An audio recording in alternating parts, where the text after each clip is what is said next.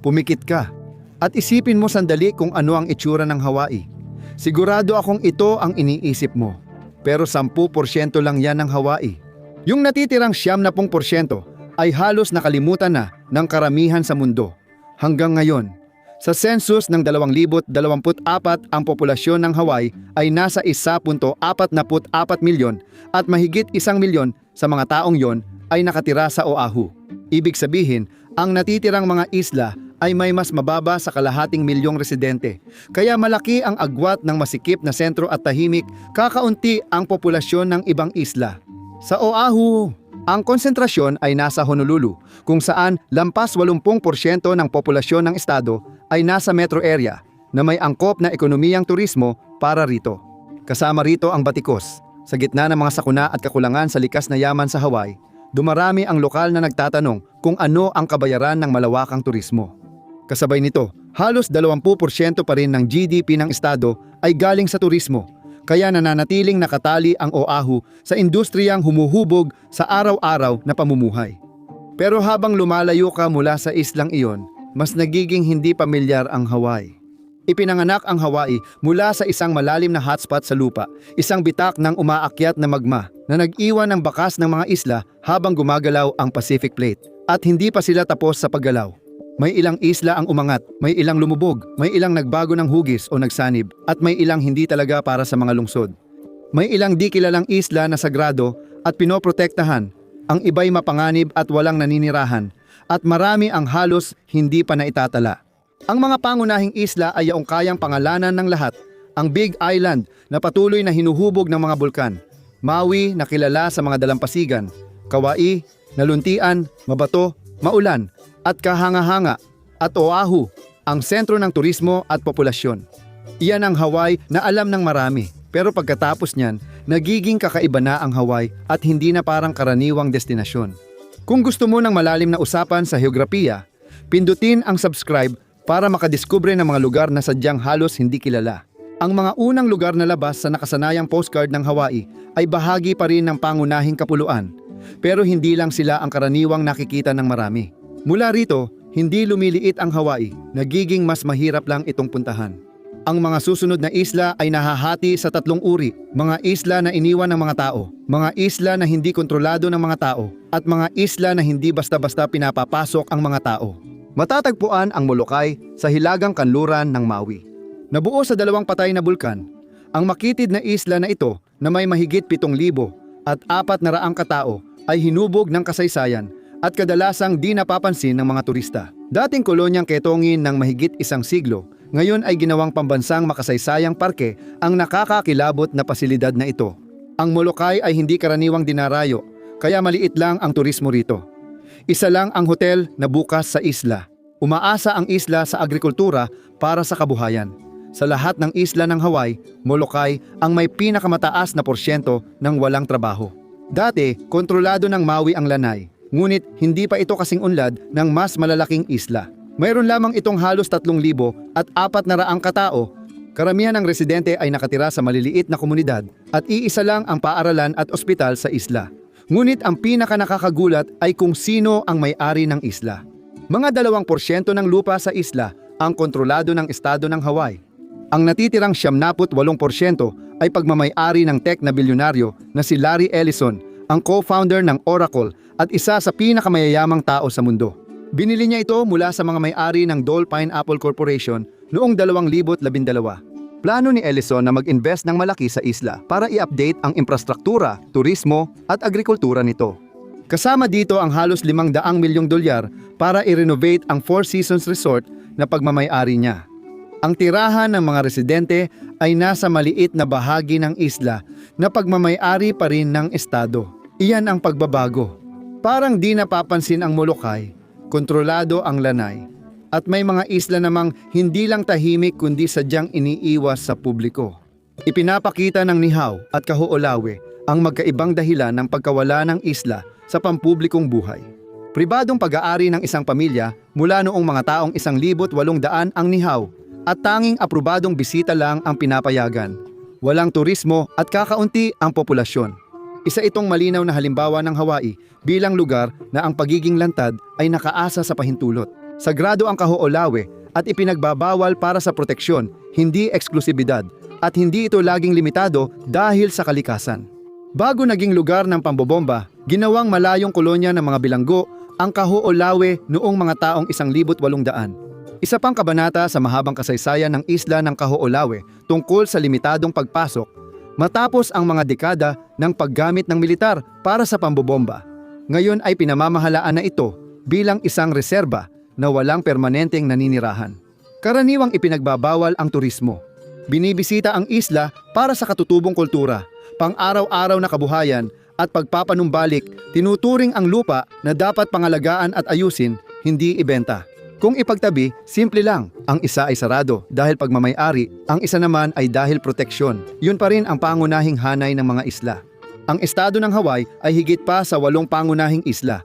Ito ay isang napakalaking kapuluan na umaabot ng humigit kumulang 1,500 milya sa karagatang Pasipiko. Para mailarawan ito, halos katumbas ito ng pagmamaneho mula Portland, Maine hanggang Atlanta, Georgia. Halos buong haba ng silangang baybayin. Ang Hawaii ay binubuo ng 137 isla at atol, karamihan ay walang naninirahan at may ilang may nakakubling malalaking sorpresa. At habang mas lalo pa nating sinusuri ang rehiyong ito, mas hindi na ito parang mga isla na pinupuntahan mo para magbakasyon at mas nagiging parang mga isla na hindi mo dapat matagpuan. Ito ang dahilan kung bakit mahirap itong intindihin dahil tinatawag pa rin natin itong Hawaii. Sa ganitong sukat, hindi na ito parang estado kundi nagiging nakatagong mundo. Hanay ng tuktok at guho.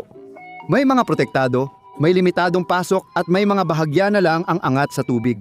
Sa puntong iyon, hindi na turismo ang hadlang kundi ang pag-survive mismo. Dahil sa kanilang geographical na lokasyon, ang mga isla ay lantad, mahirap suplayan at mahirap protektahan kapag may nangyaring masama at ang panganib ng sakuna ay hindi lang teorya. Noong 2023, nasunog ng wildfire ang bahagi ng Lahaina sa Maui, isang malaking isla na may kalsada, emergency crew at infrastruktura. Sa maliliit na isla, kadalasan walang backup na plano, mabilis na tugon o muling pagtatayo. Isang panahon ng bagyo lang, isang sunog o ilang talampakang pagkawala ng baybayin ay maaaring magbago ng itsura ng isang isla o kung mananatili pa ba itong umiiral. At may ebidensya kung gaano ito pwedeng lumala. Noong 2018, isang liblib na isla sa Hawaii na tinatawag na East Island, bahagi ng rehiyon ng Papahana, Mokoakea, ay halos tuluyang naglaho matapos ang bagyong Walaka. Hindi ito isang bayan, hindi rin ito isang buong isla, kundi isang makitid na guhit lang ng buhangin at graba at nawala ito ng napakabilis kaya kinumpirma ng mga siyentipiko ang pagkawala gamit ang mga larawan mula sa satellite. Iyan ang pagkakaiba ng malalayong bahagi ng Hawaii. Ang ilang lugar ay hindi lang basta hindi pa nade-develop, pansamantala lang talaga sila. At kapag naintindihan mo yon, ang mga susunod na isla ay hindi na parang walang laman, kundi parang lantad na lantad. Isa sa pinakamalaking sorpresa ay patuloy na lumalaki at nagbabago ang hanay ng mga isla. Aktibo pa ring bulkan ang arkipelago na maraming nangyayaring aktibidad sa ilalim ng dagat. Habang sumasabog ang mga bulkan at gumagalaw ang mga plate, pwedeng umangat sa ibabaw ang mga bulkan sa ilalim ng dagat. Ang mabatong ibabaw ng natutulog na bulkan ang magiging pundasyon ng bagong lupa at maaaring may naghahanda na para sa malaking paglabas. Matatagpuan sa timog silangang baybayin ng Big Island ng Hawaii ang Kama-Ehuacanaloa Seamount na sumasaklaw ng 3,700 milya sa ilalim ng karagatang Pasipiko. Ito ang pinakabatang bulkan sa Hanay at nagsisimula ng maging shield volcano. Sa loob ng 10,000 taon, maaaring lumitaw ang tuktok nito sa ibabaw. Mabagal ang pagbuo ng mga bulkan kaya matanda na ang Hawaii at hindi pa rin ito ganap na nabuo. May mga isla pa ito na hindi pa ipinapanganak at ang iba naman wala na talaga ngayon. Hindi kailanman naging madali ang maglayag sa karagatang Pasipiko. Ang laki at di tiyak na hugis ng lupa ay nagpapahirap sa mga naglalayag, lalo na bago marating ang tinatawag na multong isla. Ang mga lupang ito ay minsang natuklasan at naitala, ngunit biglang nawawala at di na muling natatagpuan ng sumunod na manlalakbay. Iba gawa-gawa lang o alamat, ang iba naman ay maling paglalayag. Pero dahil sa global warming, posible talaga na may mga isla na nakita noon, pero muling nilamon ng tumataas na tubig dagat. Sa kalawakan, may sunod-sunod na sorpresa. Hindi lang pinalilibutan ng dagat ang mga isla, binabago, hinuhubog at minsan ay binubura pa ang mga ito. Pero may isang isla sa Hawaiian Archipelago na hindi bahagi ng estado ng Hawaii at maaaring ito pa ang pinakasikat sa lahat.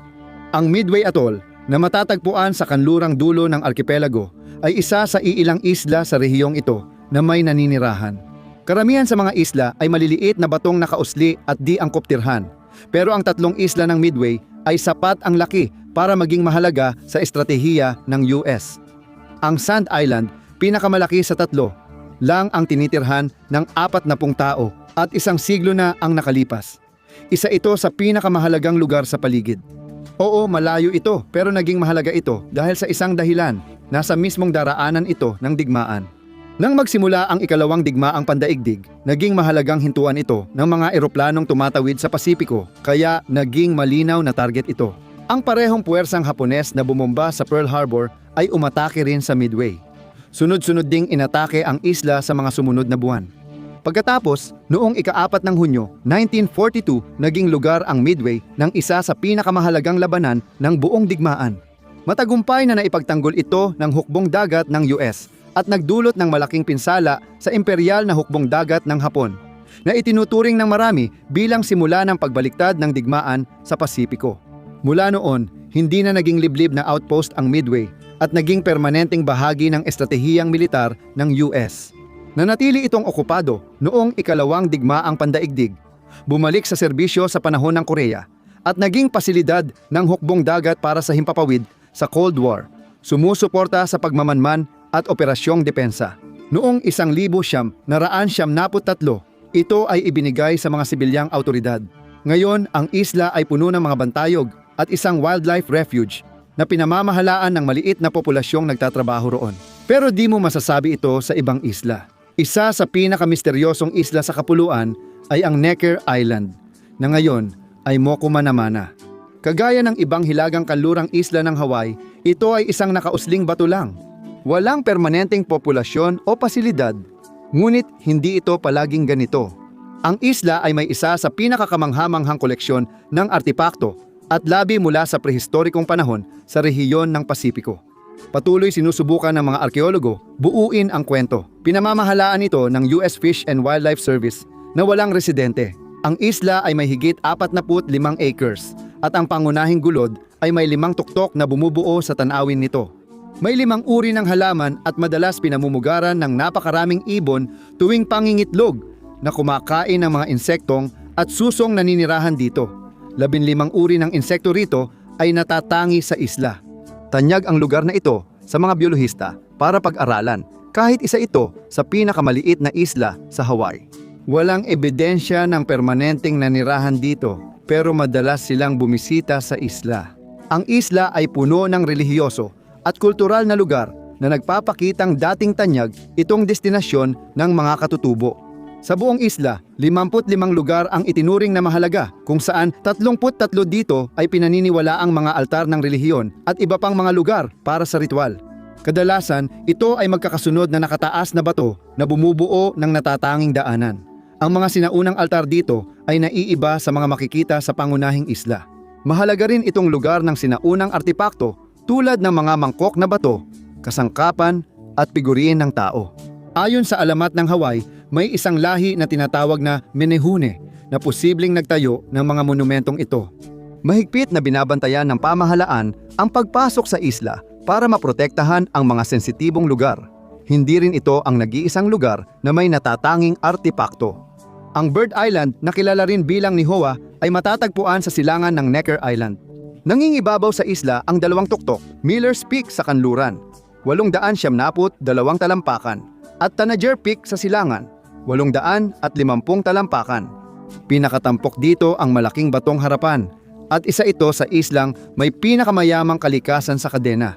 May 25 uri ng katutubong halaman sa isla at pero may isang uri na wala rito, ang tao. Ito ay ganap na walang naninirahan at karamihan ay binubuo ng batong bulkaniko. Dahil napakahirap puntahan, ang ekolohikal nitong kalagayan ay halos hindi nagalaw. Ngunit napaka-vulnerable rin ito sa mga dayuhang hayop at halaman, kaya napansin ito ng pamahalaan sa iba't ibang paraan. Itinalaga ang Nihoa bilang isang mahalagang lugar para sa mga ibon, dahil tahanan ito ng mga katutubong ibon sa lupa at napakaraming migratoryong ibon dagat. Ngunit ang pagbibigay prioridad sa islang ito ay nagbigay daan din sa mga arkeologo na matuklasan ang mga kahanga-hangang detalye tungkol sa kasaysayan ng isla na umaabot pa sa mahigit 1,000 taon na ang nakalipas. Noong unang panahon, may nanirahan sa isla. Natagpuan ang mga teres at labi ng mga bahay para sa pagsasaka. Dahil sa kakulangan ng sariwang tubig, maaaring di hihigit sa 100 tao ang nanirahan doon. Tulad ng isla ng Necker, natuklasan na ang isla ay may maraming batong artipakto na natatangi sa rehiyon. Sa kasalukuyan, isa itong protektadong lugar na patuloy pang nagpapakita ng mga bagong misteryo sa bawat pagbisita.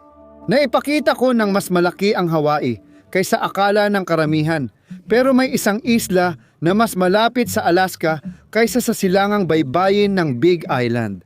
Maligayang pagdating sa Kure Atoll, isang coral atoll na 48 nautical miles sa kanluran-hilagang kanluran ng Midway.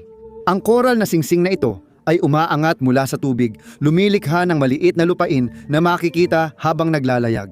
Nakapalibot ito sa isang malaking lagoon na ilang milya ang lalim, kasama ang Green Island na pwedeng daungan ng tao. Isa ito sa pinakaliblib na lugar sa Pasipiko. Bahagi man ng Hawaii, kakaunti lang ang dumadalaw dito. Ito ay ganap na walang naninirahan at ang tanging bakas ng presensya ng tao ay isang maikling runway na napabayaan na at isang gusaling sira-sira na dati ginagamit ng Coast Guard. Pero hindi ibig sabihin nito na ito ay walang laman. Ang isla ay itinalaga bilang isang bird sanctuary at ginagamit bilang pugad ng libu-libong mga seabird. Ang pagiging malayo at kagandahan nito ang nagbigay interes, pero nakakagulat na maikli lang ang kasaysayan nito. Natuklasan lamang ito noong unang bahagi ng ika-19 na siglo at ang mga pinakakaraniwang bumibisita rito ay mga nabanggang barko na napadpad dito at malayo sa saklolo. Noong 1942 ang mga tripulante ng barkong Parker ang nabangga at nabuhay ng higit kalahating taon sa pagkain ng ibon dagat. Nakita pa nila sa isla ang aso mula sa nabanggang barkong Gladstone na buhay pa. Maliban sa ilang aksidenteng pagbisita sa buong ika-19 na siglo, bihira ang pumunta sa isla hanggang sa ikalawang digmaang pandaigdig nang naging mahalagang estratehikong lokasyon ito laban sa mga patrol ng Hapones. Pagkatapos noon, naging sentro ng interes ang pinakaliblib na isla ng Hawaii. Noong Cold War, ginamit ang isla bilang radar reflector at napansin ng mga bumibisita ang dami ng ibon dito. Habang nadagdagan ang pasilidad militar sa isla, inaral ng mga bumisita ang mga hayop at gumawa ng hakbang para protektahan ang mga ibon. Walang naninirahan sa isla, ngunit mas madalas itong nauugnay sa ibang bahagi ng Pasipiko dahil sa mga agos.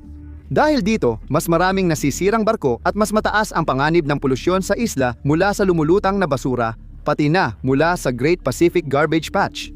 Lalo pang nagiging hindi tiyak ang hinaharap nito. Matagal nang lumipas ang kasaysayang militar ng Kure Atoll. Lalong nanganganib ang ekosistema ng isla dahil sa dumaraming polusyon at pagtaas ng antas ng dagat. Ang mga atol ay kabilang sa mga pinakananganganib na anyong lupa dahil sa global warming, ang pagkamatay ng mga coral reef at pagbabago ng kondisyon ng tubig ay maaaring magdulot ng paglubog ng ilan sa ilalim ng mga alon. May mga maliliit na grupong panapanahong bumibisita sa isla para maglinis at mag-alaga nito. Walang ebidensya ng dating pamumuhay ng tao sa isla, pero malaki ang interes ng mga arkeologo dito dahil sa dami ng lumubog na barko sa paligid. Kaya yung imaheng nasa isip mo sa simula, yung tungkol sa Hawaii, iyon ang naging eksepsyon. Sa totoo, ang Hawaii ay hindi lang paraisong dinarayo, kundi isang nakatagong mundo na sumasaklaw sa mga isla ng Pasipiko, na pribado, limitado, protektado, walang naninirahan, patuloy pang nabubuo, at sa ilang kaso, unti-unti nang nawawala. Karamihan dito ay hindi naman para makita ng iba. Salamat sa pagsama ngayon. Sana nagustuhan mo ang video. Kung gusto mo pa ng ganito, mag-subscribe at i-on ang notifications. Malaking tulong ito. Salamat ulit. Magkita tayo sa Mapak!